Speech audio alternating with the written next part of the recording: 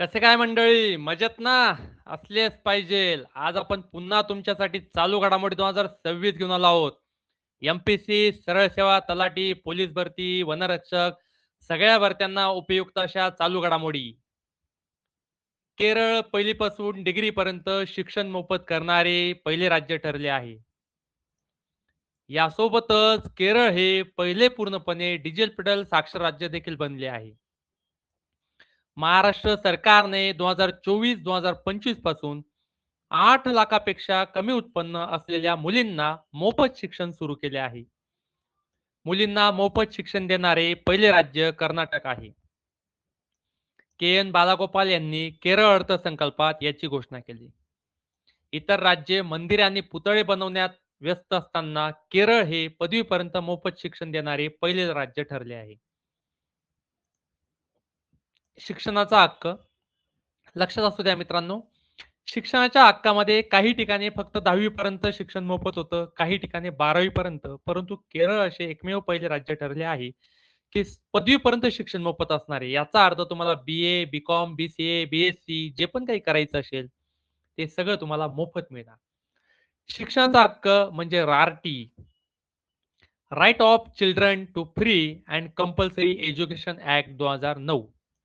मित्रांनो सांगून देतो तुम्हाला, आर-टी-ए अंतर्गत जरी विद्यार्थ्यांना मोफत शिक्षण असले, तरी शाळा विविध फी लावून दप्तराची फी, वह्यांची फी, स्किल डेव्हलपमेंटची फी असे करून पण जरी तुम्हाला मोफत शिक्षण मिळत असणार, तरी 25-30 हजारचा गंडा तुम्हाला शाळा घालणार म्हणजे घालणार.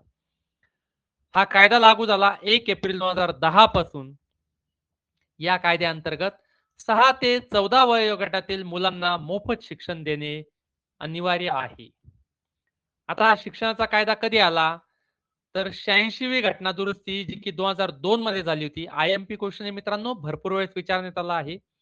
86वी घटना दुरुस्ती 2002 अन्वय मूलभूत हक्कांमध्ये कलम 21 ए अंतर्गत मूलभूत कर्तव्याचा भाग 4 ए मध्ये समाविष्ट करून कलम 51 ए जोडण्यात आले. आता ही जी घटना दुरुस्ती झाली, याच्यामध्ये महत्त्वाच्या गोष्टी काय बघा. प्रश्न विचारला जाईल, 86वी घटना दुरुस्ती कधी झाली? तर 2002 मध्ये. यामध्ये काय दुरुस्ती करण्यात आल्या? तर मूलभूत हक्कामध्ये कलम 21 ए ॲड करण्यात आली आणि कलम 21 ए हा शिक्षणाचा हक्क आहे. लक्षात असू द्या. कसला हक्क? शिक्षणाचा हक्क. आणि मूलभूत कर्तव्यामध्ये भाग 4 ए मध्ये एक अजून कर्तव्य जोडण्यात आलं. ते कलम 51 ए मध्ये कर्तव्य जोडण्यात आलं के. आता हे मी तुम्हाला डिटेलमध्ये व्यवस्थित समजावून सांगतो बघा. 3 गोष्टी फार महत्त्वाच्या आहेत. मूलभूत हक्क, राज्यांची मार्गदर्शक तत्वे आणि मूलभूत कर्तव्य. या 3 गोष्टी संविधानात फार महत्त्वाच्या. मूलभूत हक्कांची कलम 12 ते 35 आहे. त्याच्यानंतर राज्यांची मार्गदर्शक तत्वांची कलम 36 ते 51 आहे. आणि मूलभूत कर्तव्यांची एकच कलम आहे 51 ए, ज्याच्यामध्ये टोटल 10 मूलभूत कर्तव्य होते. 86वी घटना दुरुस्ती अंतर्गत एक एक्स्ट्रा मूलभूत कर्तव्य ऍड करण्यात आलं. म्हणजे आता टोटल मूलभूत कर्तव्य किती आहेत? 11. हे आपण डिटेलमध्ये समजून घेऊयात. बघा मित्रांनो, 86 घटना दुरुस्ती तिघ घटकांशी रिलेटेड आहे. जनरली काय होतं, एखादी घटना दुरुस्तीत मूलभूत हक्कांमध्ये बदल होतो किंवा राज्याची मार्गदर्शक तत्वांमध्ये बदल होतो किंवा मूलभूत कर्तव्यांमध्ये बदल होतो. तर यामध्ये काय झालंय, की तिघ घटकांमध्ये बदल झाले. ते कसे-कसे ते आपण समजूया. तर बघा, जी की 86वी घटना दुरुस्ती 2002 मध्ये झाली, तर त्याच्यात काय झालं, मूलभूत हक्कांमध्ये एक कलम ऍड करण्यात आली 21 ए, ज्यामुळे मुलांना शिक्षणाचा हक्क देण्यात आला. कोणत्या मुलांना? वय वर्ष 6 ते 14. क्लिअर? आता कलम 45 जे ती राज्याची मार्गदर्शक तत्वांमध्ये होते, त्याच्यामध्ये पण बदल करण्यात आला. तो काय करण्यात आला ते मी पुढे सांगतो. आणि मूलभूत कर्तव्य पहिले 10 होते, तर 86वी घटना दुरुस्ती 2002 अन्वय एक एक्स्ट्रा मूलभूत कर्तव्य ऍड करण्यात आलं शिक्षणाचं. हे मूलभूत कर्तव्य कोणासाठी आहे? पालकांसाठी. की पालकांची जिम्मेदारी त्यांच्या मुलांना शिकवणं. आता मूलभूत कर्तव्य टोटल 11 आहेत. कधीपासून 11 झाले? 2002 पासून. तर बघा, कलम 51 एक के काय सांगतात? हे के काय ते लक्षात घ्या बघा. कलम 51 मध्ये किती मूलभूत कर्तव्य आहे? 10. मग ते 10 कसे आहेत? 51 ए, 51 बी, म्हणजे 51 ए मध्ये 51 ए मध्ये हा ए आला डबल, मग आला बी म्हणजे 51 A B, 51 A C, 51 A D, असा आता 11वा ऍड करण्यात आलेला आहे 51 ए के. याच्यामध्ये काय 6 ते 14 वर्षापर्यंतच्या मुलांना शिक्षण देणे हे पालकांचे मूलभूत कर्तव्य आहे. आणि कलम 45 मध्ये काय बदल करण्यात आला? 6 वर्षाखालील मुलांसाठी प्रारंभिक बालसंगोपन आणि शिक्षण हे राज्याचं मार्गदर्शक तत्व आहे. आता सगळ्यात मोठा प्रश्न तुम्हाला पडला असेल, की सर जर कलम 45 मध्ये ऑलरेडी शिक्षणाचा हक्क ॲड केलेला होता, तर मग कलम 21 ए ची गरज का भासली? तर लक्षात ठेवा मित्रांनो, मूलभूत हक्कांना न्यायिक संरक्षण प्राप्त आहे. मात्र राज्याची मार्गदर्शक तत्त्वे आणि मूलभूत कर्तव्यांना न्यायिक संरक्षण प्राप्त नाही. मूलभूत हक्क स्ट्रॉंग असतात. म्हणून यामध्ये येणाऱ्या कलमा ह्या स्ट्रॉंगली मानल्या जातात. म्हणून 21 ए ही मूलभूत हक्कांमध्ये गणली गेली आणि ती महत्वाची होती. तर बघा परत एकदा मी हे रिपीट समजून सांगतो तुम्हाला. व्यवस्थित समजा, फार महत्वाचा भाग आहे. 86वी घटना दुरुस्ती 2002 ही तिघ गोष्टींशी संबंधित आहे. मूलभूत हक्कांशी, राज्यांची मार्गदर्शक तत्वांशी आणि मूलभूत कर्तव्यांशी. तर मूलभूत हक्क कलम 12 ते 35 आहे. ज्यामध्ये कलम 21 ए ऍड करण्यात आली. कधी? 2002 मध्ये. त्यामध्ये शिक्षणाचा हक्क 6 ते 14 वयोगटातील मुलांना मोफत शिक्षण. त्यानंतर राज्याची मार्गदर्शक तत्वे कलम 36 ते 51. यामध्ये कलम 45 जी आहे ती 6 वर्षाखालील मुलांसाठी प्रारंभिक बाल संगोपन आणि शिक्षण हे ऍड करण्यात आलं. आणि मूलभूत कर्तव्य कलम 51 ए. यामध्ये कलम 51 ए मध्ये टोटल 11 मूलभूत कर्तव्य, ज्याच्यामध्ये 51 ए के ऍड करण्यात आलं. यामध्ये काय आहे, की 6 ते 14 वर्षापर्यंतच्या मुलांना शिक्षण देणे हे पालकांचे मूलभूत कर्तव्य आहे. तर व्यवस्थित समजून घ्या. काही डाऊट असेल तर मला फोन करून तुम्ही विचारू शकता. मी अजून तुम्हाला डीप मध्ये एक्सप्लेन करेल. आता केरळ राज्य किती पुढे गेलेले ते आपण बघणार आहोत बघा. केरळची राजधानी आहे तिरुअनंतपुरम. तर भारतातील पहिले डिजिटल साक्षर राज्य केरळ आहे. भारतातील पहिले अत्यंत गरिबीमुक्त राज्य केरळ आहे. भारतातील पहिले पेपरलेस न्यायालय केरळमध्ये होते. भारतातील पहिले पेपरलेस जिल्हा न्यायालय केरळमध्ये आहे, जे की कल्पेट्टा म्हणून एक जिल्हा आहे त्या ठिकाणी. पदवीपर्यंत मोफत शिक्षण देणारे राज्य केरळ आहे. ज्येष्ठ नागरिकांसाठी स्वतंत्र अर्थसंकल्प मांडणारे पहिले राज्य. भारतातील पहिली एआय शाळा शांतिगिरी विद्याभवन, जे की केरळमध्ये आहे. भारतातील पहिली एआय शिक्षिका इरिस, केरळ. ज्येष्ठ नागरिकांसाठी आयोग स्थापन करणारे राज्य केरळ. 10वीच्या विद्यार्थ्यांसाठी रोबोटिक शिक्षण अनिवार्य करणारे राज्य केरळ. भारतातील सगळ्यात सुंदर राज्य केरळ.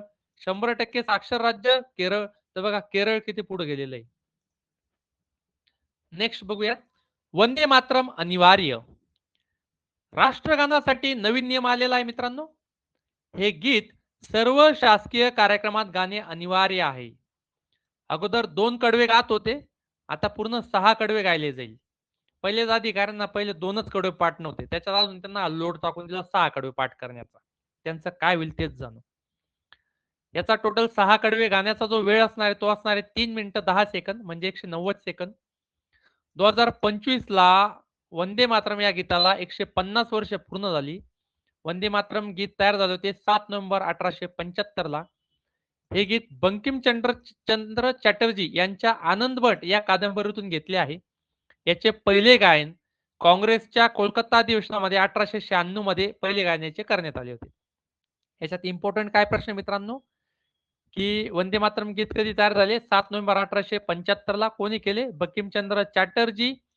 कशातून घेतलं हे गीत? आनंद मठ. आणि कधी गायलं गेलं पहिल्यांदा? 1896 च्या काँग्रेस अधिवेशनामध्ये कोलकाता येथे. भारतीय संविधानाने राष्ट्रगीत आणि राष्ट्रगान ची जी स्वीकृती केली होती, ती केली होती 24 जानेवारी 1950 रोजी. लक्षात ठेवा, ही 24 जानेवारी 1950 जी तारीख आहे मित्रांनो, ही संविधान सभेची शेवटची बैठक होती. वंदे मातरमला 150 वर्ष पूर्ण झाले. चला थोडं राष्ट्रगीत बद्दल पण जाणून घेऊया. राष्ट्रगीत आपलं जनगण मन आहे. याचे रचनाकार आहेत रवींद्रनाथ टागोर. गायन कालावधी याचा 52 सेकंद. याचे पहिले गायन झाले होते 27 डिसेंबर 1911 ला कोलकाता अधिवेशनामध्ये. तर जे रवींद्रनाथ टागोर होते यांना नोबेल पारितोषिक देखील मिळालेलं आहे गीतांजली या ग्रंथासाठी. जनगण मनचे टोटल 5 कडवे असतात, त्यातला पण एक गात असतो. कोयना धरणाबद्दल जाणून घेऊयात. महाराष्ट्रातील सर्वात मोठा जलविद्युत प्रकल्प कोयना नदीवर आहे.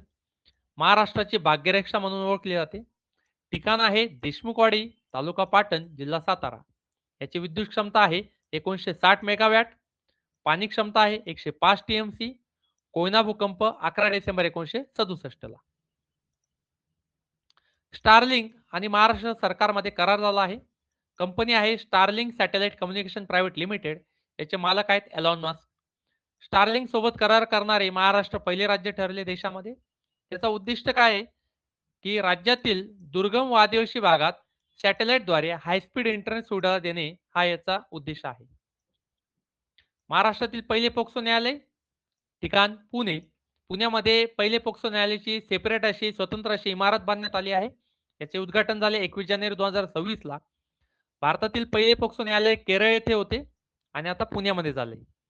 या पोक्सो न्यायालयाचं स्वरूप आहे बालस्नेही वातावरणासाठी बालस्नेह नावाची स्वतंत्र 4 मजली इमारत. पोक्सो कायदा काय जाणून घेऊयात.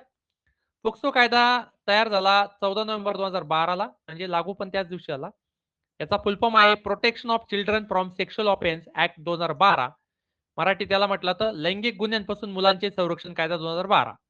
हा कायदा काय, तर 18 वर्षाखालील मुला मुलींचे लैंगिक अत्याचार, शोषण आणि पोर्नोग्राफी पासून संरक्षण करणारा हा कठोर भारतीय कायदा आहे. लैंगिक गुन्ह्यांची त्वरित दखल, विशेष न्यायालयाद्वारे जलद खटला आणि पीडित मुलांचे संरक्षण व पुनर्वसन हे या कायद्याचे मुख्य उद्दिष्ट आहे, ज्यामध्ये दोषींना जन्मठेप किंवा फाशीपर्यंत शिक्षा होऊ शकते. या कायद्यामध्ये गुन्हा काय आहे, मुलांशी अश्लील बोलणे हा गुन्हा आहे. मुलांसमोर स्वतःला उघड करणे हा गुन्हा आहे. मुलांच्या खाजगी अंगाला स्पर्श करणे हा देखील गुन्हा आहे. मुलांना अश्लील साहित्य दाखवणे हा देखील गुन्हा आहे. पंतप्रधान कार्यालयाच्या नावात बदल. नवीन नाव तयार झाले सेवा तीर्थ. उद्घाटन झालं याचं 14 फेब्रुवारी 2026 ला. अनेक नावांमध्ये बदल करण्यात आले. त्यामध्ये आपण बघूया. केंद्रीय सचिवालयाला नाव दिले कर्तव्य भवन. राजभवनला नाव दिले लोक भवन. पंतप्रधान निवासस्थानला नाव दिले लोक कल्याण मार्ग. 7 रेस कोर्सला नाव दिले 7 लोक कल्याण मार्ग. औरंगजेब रोडला नाव दिले एपीजे अब्दुल कलाम मार्ग. राजपथला नाव दिले कर्तव्य पथ आणि डलुजी रोडला नाव दिले दारा शिकाहो रोड. तर बघा, पंतप्रधान कार्यालयाचे नाव बदलले, आता त्याचे नाव आहे सेवा तीर्थ. या ठिकाणी पीएमओचे नाव बदललं सेवा तीर्थ. केंद्रीय अर्थसंकल्पाचं नाव कर्तव्य भवन, राजभवनचं लोकभवन, राजनिवासचं लोकनिवास, राजपथचं कर्तव्य पथ. ते लक्षात ठेवायचं मित्रांनो, परीक्षेला विचारला जातं. 2026 चा प्रजासत्ताक दिनाबद्दल जाणून घेऊयात. प्रजासत्ताक दिन 2026 हा 2026 चा 77वा प्रजासत्ताक दिन होता. कुठे प्रस्थापित करण्यात आला, कर्तव्य पथ नवी दिल्लीमध्ये. ध्वजारोहण केलं होतं राष्ट्रपती द्रौपदी मुर्मू यांनी. मुख्य संकल्पना होती वंदे मातरम गीताची 150 वर्ष पूर्ण. यामध्ये प्रमुख पाहुणे होते अँटोनियो कोस्टा, जे की युरोपियन काउन्सिलचे अध्यक्ष आहेत, आणि उर्सुला वॉन डेर लेन, जे की युरोपियन कमिशनचे अध्यक्ष आहेत. राज्य आणि केंद्रशासित प्रदेशांचे 30 चित्ररथ सहभागी झाले होते. या चित्ररथांमध्ये महाराष्ट्र अव्वल स्थानी होता. सिमरन बाला यांनी प्रजासत्ताक दिनी 140 पुरुषांच्या सीआरपीएफ तुकडीचे नेतृत्व करणारी पहिली महिला ठरली. प्रजासत्ताक दिन चित्ररथ विजेता ठरला महाराष्ट्र. 30 चित्ररथांनी सहभागी झालेले होते. चित्ररथाची सुरुवात झाली 1952 पासून. सर्वाधिक वेळा विजेता ठरणारा जे राज्य आहे ते आहे महाराष्ट्र व कर्नाटक, प्रत्येकी 8 वेळा. पहिला जो विजेता ठरला या वर्षी 2026 मध्ये तो ठरला महाराष्ट्र. यामध्ये त्यांची थीम होती गणेशोत्सव आत्मनिर्भरतेचे प्रतीक. दुसरं राज्य ठरले जम्मू काश्मीर हस्तकला आणि लोकनृत्यासाठी. आणि तिसरं राज्य ठरले केरळ. यामध्ये त्यांनी दाखवलं होतं वॉटर मेट्रो आणि 100% डिजिटल साक्षरता. तर बघा, महाराष्ट्र अस्मितेचा विजय प्रजासत्ताक दिनानिमित्त महाराष्ट्र गणेशोत्सव चित्ररथाने पटकावला प्रथम क्रमांक. बघा, असा चित्ररथ होता 26 जानेवारीच्या दिवशी. श्रीरामांची जगातील सर्वात उंच मूर्ती. ठिकाण आहे श्री संस्थान गोकर्ण पदगांगळी जीवोत्तम मठ गोवा या ठिकाणी. याची एकूण उंची 77 फूट, चौथरा 12 फुटाचा, टोटल जे आहे 65 फूट. इथं थोडं करेक्शन आपल्याला करावं लागेल.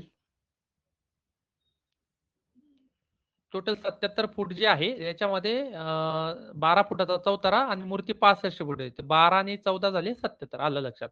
हा जो खाली चौथरा दिलेला आहे तो टोटल 12 फुटाचा आहे आणि टोटल जी मूर्ती आहे इथून तिथपर्यंत ती 65 फुटाची, आणि म्हणून हे जे टोटल डिस्टन्स जे आहे ते आहे 77 फूट. ओके. कास्य धातूपासून ही मूर्ती बनवण्यात आली आहे आणि शिल्पकार आहे राम सुतार. भारतात जेवढेही मोठ्या मोठ्या मूर्त्या बनवल्या आहेत त्याचे जे शिल्पकार आहेत ते राम सुतारच आहेत. याचे अनावरण झाले 28 नोव्हेंबर 2025 रोजी नरेंद्र मोदी यांच्या हस्ते. तर भारतातील महत्वाचे पुतळे आपण बघूया. स्टॅच्यू ऑफ युनिटी केवडिया, जे की गुजरातमध्ये, याची उंची 182 मीटर. जगातील सर्वात उंच मूर्ती ही सरदार पटेलांचा पुतळा आहे हा. स्टॅच्यू ऑफ इक्वेलिटी हैदराबाद या ठिकाणी तेलंगणा, याची उंची 216 फूट. हा जो पुतळा आहे तो श्री रामानुजनाचार्यांचा पुतळा आहे. स्टॅच्यू ऑफ बिलीफ, जी की नाथद्वार या ठिकाणी राजस्थान, याची उंची 369 फूट. भगवान शंकराची जगातील सर्वात उंच मूर्ती ही. आणि स्टॅच्यू ऑफ नॉलेज, जी की लातूर महाराष्ट्रामध्ये, उंची 70 फूट. त्या ठिकाणी बघा, सरदार वल्लभभाई पटेलांची जी मूर्ती आहे स्टॅच्यू ऑफ युनिटी म्हणून. स्टॅच्यू ऑफ इक्वेलिटी जे रामानुजाचार्य आहेत त्यांची ही मूर्ती आहे. स्टॅच्यू ऑफ बिलीफ शंकरा देवाची महादेवाची मूर्ती आहे. आणि स्टॅच्यू ऑफ नॉलेज विश्वरत्न डॉक्टर बाबासाहेब आंबेडकरांची ही मूर्ती आहे. दीपावली युनेस्कोच्या अमूर्त सांस्कृतिक वारसा यादीत सामील झाली आहे. याचा जो प्रस्ताव मांडला होता तो भारत सरकारच्या सांस्कृतिक कार्य मंत्रालयातर्फे पाठवण्यात आला होता. यादीतील याचं नाव आहे, म्हणजे युनेस्कोच्या यादीत याला नाव दिले दीपावली किंवा Diwali, the festival of lights. श्रेणी आहे याची अमूर्त सांस्कृतिक वारसा म्हणून श्रेणी आहे. भारतातील एकूण अशा 16 सणांना युनेस्कोच्या अमूर्त सांस्कृतिक वारसा यादीत स्थान मिळाले. पहिले जे होतं ते होतं कुट्टियाट्टम नाट्य, जे की केरळचं होतं. त्यानंतर गुजरातला मिळालं यामध्ये स्थान 2023 मध्ये. दुर्गा पूजाला कोलकाता 2021 मध्ये. कुंभमेळ्याला 2017 मध्ये स्थान मिळालं. आणि योगाला 2026 मध्ये.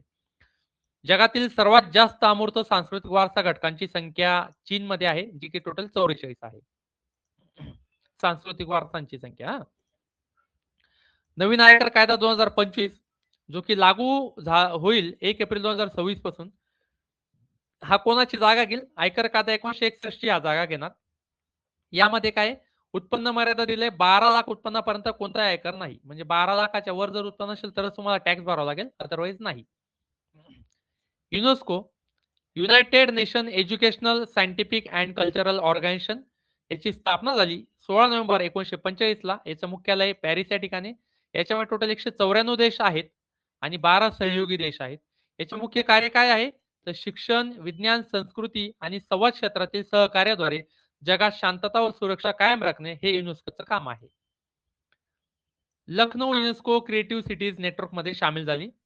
आता युनेस्को क्रिएटिव्ह सिटीज मध्ये कोणत्या कोणत्या सिटीज सामील आहेत ते आपण या ठिकाणी बघूया. सगळ्यात अगोदर हैदराबाद बघूया. हैदराबाद ग्रेस्ट्रोनॉमी म्हणजे पाककलामध्ये 2019 मध्ये सामील झाली होती. त्यानंतर लखनौ ग्रेस्ट्रोनॉमी परत पाककलामध्ये सामील झालंय. जयपूर हस्तकलामध्ये सामील आहे युनेस्कोच्या क्रिएटिव्ह सिटीज यादीमध्ये. वाराणसी संगीतासाठी, चेन्नई संगीतासाठी, मुंबई चित्रपटासाठी 2019 मध्ये सामील झालं. श्रीनगर हस्तकलेसाठी, ग्वाल्हेर संगीतासाठी, कोझिकोड साहित्यासाठी. बघा या ठिकाणी लखनौ सिटी आहे. लखनौ क्रिएटिव्ह ऑफ गॅस्ट्रोनॉमी म्हणजे पाककला.